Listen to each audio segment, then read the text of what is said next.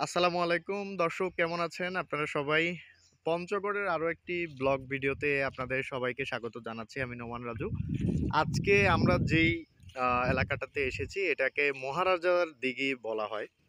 আমরা অনেকে ইতিহাসে পড়েছি রাজা পৃথ্বীরাজ তার আসলে এই যে আমরা যে এখন সামনে যেখানে যাব আপনারা দেখতে পাবেন। এই যে দেখেন কত উঁচা এই জায়গাটা। আগে তো আগেকার সময়ে এখনকার যে অস্ত্র আপনার হচ্ছে রকেট, মিসাইল এগুলো তো তখন সময়ে ছিল না। তো তখন এই যে এইভাবে বাঁধ দিয়ে তারপরে দেখা যেত যে ওখানে রাজার দিঘি ছিল। উনি সেখানে হচ্ছে আপনার করতেন বা যারা প্রজারা ছিল। তো এইভাবে চারপাশে বাঁধ দিয়ে জায়গাটার নাম ভিতরগড়। তো এটা পঞ্চগড়ের মধ্যেই। আমরা এখানে যাব এখন। আপনারা দেখেন অনেক উঁচা একটা পাহাড়ের মতো মনে হবে আপনারা যারা দেখতে পাচ্ছেন। তো আমরা সামনে যাব। এই যে দেখেন কত পুরাতন পুরাতন গাছ, কত পুরাতন এই যে এটা দেখলেই বুঝতে পারবেন অনেক উঁচা। ভিডিওতে আমি দেখাচ্ছি আপনাদেরকে। তো সামনে আমরা আরো যাচ্ছি, আরো আপনাদেরকে অনেক কিছু দেখাবো। এই যে এখানে যে দিঘিটা দেখতে পাচ্ছেন এটা আসলে দৈর্ঘ্যপ্রস্থ অনেক বড়। আর আপনার হচ্ছে দেখেন এই আপনাদেরকে যেটা একটু আগে ভিডিওতে আমি দেখালাম, আমি একটু সামনে যাই। সামনে যাওয়ার পরে তারপরে দিঘিটা এখানে যতটুকু দেখতে পাচ্ছেন ক্যামেরাতে আসলে যতটুকু দেখা যায় দেখেন অনেক অনেক বড়। এটা আসলে এই চারটা পাড় আপনার ঘুরে আসতে খালি পায়ে গেলে আপনার মিনিমাম ১.৫ থেকে ২ ঘন্টা লাগবে।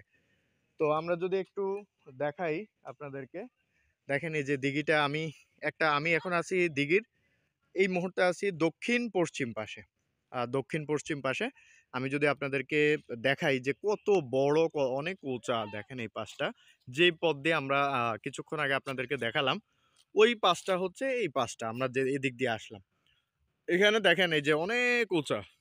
দিঘি থেকে আপনি হিসাব করলে দেখেন আগেকার রাজা যারা ছিল তারা আসলে এইভাবেই মনে করেন হচ্ছে প্রোটেকশনের জন্য তাদের আসলে যাতে সমস্যাটা না হয়। এই যে দেখেন এবং বহিঃশত্রু আক্রমণের জন্য। তো আমরা এই দিঘির পাশ দিয়ে আপনাদেরকে ওই জায়গা ওইটুক পর্যন্ত নিয়ে যাব। কিন্তু ক্যামেরাতে আসলে এতক্ষণ ভিডিও করা আসলে যাবে না। তো এইবার হচ্ছে আমরা এদিক দিয়ে যাই। দেখেন অনেক উঁচা। আমি অনেক নিচে দাঁড়িয়ে আছি। তো আমরা এখন হাঁটতে হাঁটতে যে মাঝের যে জায়গাটা আছে ওখানে একটা ঘাট আছে। ওই ঘাটে আমরা যাব। আর এই পাশটা আপনাদেরকে দিঘিটা একটু দেখাতে দেখাতে নিয়ে যাই যতটুকু সম্ভব, ভিডিওটা শর্ট করে আপনাদেরকে দেখানোর জন্য। এই জায়গাটা আসলে আপনার অনেক আগেই প্রত্নতাত্ত্বিক এলাকা হিসাবে ঘোষণা করা হয়েছে। তো এখন যদি আমরা আরও সামনে যাই দেখেন আপনারা ক্যামেরাতে যতটুকু বোঝা যাচ্ছে দেখেন অনেক অনেক বড় দিঘি। আমি তো বললাম আপনাদেরকে যে আমি অলরেডি ৫ মিনিট ধরে হাঁটছি। কিন্তু ক্যামেরাতে সেটা আমি ভিডিও করছি না। এই পাশটাও যদি দেখাই দেখেন অনেক উঁচা। এটা আসলে দেখানো সম্ভব না। এই যে দেখেন ড্রোন দিয়ে যদি ভিডিও করা হতো তাহলে এটার সৌন্দর্যটা আরো বেশি প্রকাশ পেত। দেখেন এখন এখানকার বিশাল আম গাছ এই যে দেখেন অনেক মোটা। এক একটা গাছের বয়স আসলে আমি তো অনেক ছোটবেলা থেকে আসছি। তো দেখা যাচ্ছে যে অনেক উঁচা, অনেক পুরাতন গাছ আছে। এই যে দেখেন একেকটা গাছের বয়স অনেক বছর হবে। তো যেহেতু এটা রাজা পৃথ্বীরাজের আমলের ঘটনা, তো সেই ক্ষেত্রে আপনার আমরা যদি সেখানে একটা ফলক আছে, এই ফলকে আমরা দেখব এটা কত সালে করা হয়েছে। তারপরে আমরা এই যে দেখেন এই পাশটা দিঘিটা আবার দেখাচ্ছি যে মানে আরো পানি অনেক কমে যাবে। পানি যখন আরো কমবে, এই কমার পরে আপনার হচ্ছে আ এই ৪-৫ টা দিয়ে আপনার বাইক দিয়ে ঘুরলেও প্রায় ৪০ মিনিটের মতো লাগবে। এটা আমাদের আগে যখন আমরা এসেছিলাম তখনকার কথা বলছি। এই যে দেখেন। এই যে দেখেন আমরা দিঘির এখন পশ্চিম পাশে আছি। এখানে দেখেন এই যে পুরাতন অনেক আগেকার ইটগুলো এখানে দেখা যাচ্ছে। এই ইটগুলোর সাথে এখনকার ইটগুলো, এটা যে আসলে একটা দেয়াল ছিল, এই দেয়ালটা এটার হচ্ছে একটা প্রমাণ। এই যে দেখেন ইট আছে। এখানে তো আর কেউ ঘর বাড়ি বানাতে আসেনি। তো সেই ক্ষেত্রে ইটগুলো দেখে বোঝা যাচ্ছে যে এই জায়গাটা আসলে আগের যে রাজা ছিল এই রাজার আপনার হচ্ছে একটা দেয়াল বলা চলে। এই যে দেখেন এখানে গেলে আরো একটু ভালোভাবে বোঝা যাবে, আমি আপনাদেরকে দেখাচ্ছি। এই যে দেখেন ইট আছে। এই যে এই ইটগুলোর সাথে এই যে দেখেন বর্তমান ইটের কোনো মিল পাওয়া যাবে না। আগেকার ইট, এই ইটগুলো আপনার আগেকার। তো এটা হচ্ছে মনে করেন আমি আপনাদেরকে দেখালাম।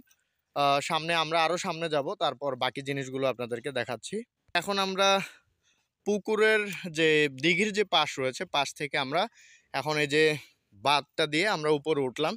দেখেন এখান থেকে যদি আমি নিচে দেখাই, মাটির আপনার সমতলে অনেক নিচে, এখানে উঠতে মোটামুটি মনে করেন হচ্ছে ভালো আপনি হাঁপসে যাবেন। এই যে দেখেন নিচে অনেক ঘরবাড়ি আছে, অনেক নিচে। আর আমরা এই যে দেখেন পুরাতন গাছগুলো, এই জিনিসগুলো আপনাদেরকে দেখাচ্ছি। আর ওই যে পাঁচটা দিঘিটা দেখা যাচ্ছে এখানে। এখন আমরা দিঘিটার মাঝখানে বলা চলে, এখানে আমরা আছি। এখানে একটা সিঁড়ি দেওয়া রয়েছে, আপনার দেখেন সিঁড়িটার উচ্চতা কিন্তু অনেক। আপনার এখান থেকে যদি আমরা দেখাই যে আমরা এখন নিচে নামবো, মোটামুটি 2-1 মিনিট টাইম লাগবে নিচে নামার জন্য। দেখেন অনেক উপরে, কিন্তু আমি অলরেডি ভিডিওতে আপনাদেরকে দেখিয়েছি, আরও আরও দেখাবো। এই যে দেখেন এই যে জায়গাটাতে আমি যদি আপনাদেরকে একটু দেখাই, তো এখানে হচ্ছে এই যে দেখেন আমরা ইয়ে করলাম, এই যে দেখেন এখান থেকে হচ্ছে আমরা এই যে এখন আমরা দিঘির ঠিক মাঝখানে আছি। দেখেন এই যে দিঘির মাঝখান থেকে আপনাদেরকে দেখাচ্ছি, অনেক বড়। আমি অলরেডি আপনাদেরকে প্রায় আমি 10 মিনিটের মতো হেঁটেছি, 10 মিনিটে আমি এইটুকু আসছি। দেখেন এখানে অনেক অনেক অনেক বড়। এই যে দেখেন আমি যে পাশটা থেকে আসলাম দক্ষিণ পশ্চিম কোণ, এখন আমি ঠিক মাঝখানে আছি পশ্চিম পাশের। এই যে দেখা যাচ্ছে এত বড় দিঘি, মানে বাংলাদেশের ঠিক শেষ প্রান্তে, এখান থেকে কাছেই কিন্তু ইন্ডিয়ার বর্ডার। তো আমরা বাকি জিনিসগুলো আপনাদেরকে দেখাচ্ছি আরও সামনে। এই যে দেখেন এখানে যদি আমরা আরেকটা জিনিস দেখাই, এটা যে আসলে একটা দেয়াল ছিল, এই যে পুরাতন ইট আপনাদেরকে দেখিয়েছি। দেখেন এখানে কিন্তু ইটের এই যে সোলিং বা ইটের এখনকার আমাদের এখনকার ইটগুলো দেখেন, এই যে দেখেন অনেক পুরাতন। আমি একটু জুম করে আপনাদেরকে দেখাচ্ছি। এই দেখেন এখানে এটা যে হচ্ছে আগে একটা দেয়াল ছিল, দেয়াল টাইপের।